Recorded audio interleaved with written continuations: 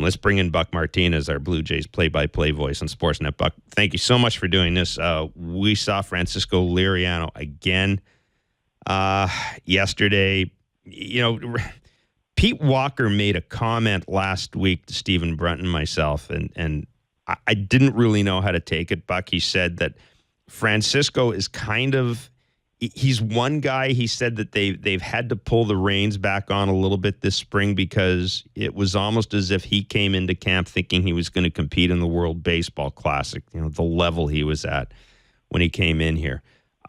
You've seen him a little bit this spring, Buck. How good can this guy be for this team?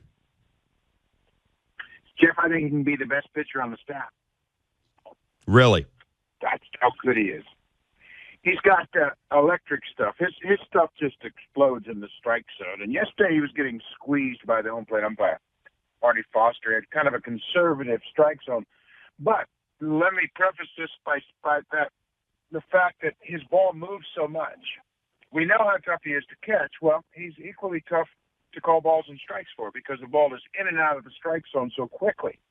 So, I was really, really pleased to see him throw like that the last time, in his final tune-up, basically. He'll pitch again in Montreal, but it won't be with the same intensity, I believe, that we saw yesterday. You know, this is the first time that I've sat I've sat close behind home plate to watch him pitch. I mean, last year you're up in the press box and you do have an angle. But this spring, because of where we were, I was able to get a little closer.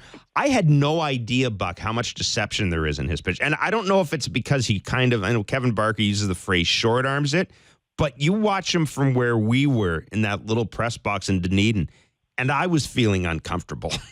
I wouldn't want to be standing up the plate because for some reason the ball just seems to be on you in a second. Yeah, he hides the ball very well. And he does short arm the ball, which means hitters can't track the baseball for a long time. It kind of explodes out of his shoulder, if you will, kind of out of his right shoulder, and then there it is. And it explodes on you. And you know what? This is where the radar gun really doesn't explain the effectiveness of a particular pitcher's pitches, because he'll throw 93, 94, but my goodness, the movement on it is tremendous. The slider spin is so tight, it looks just like a fastball.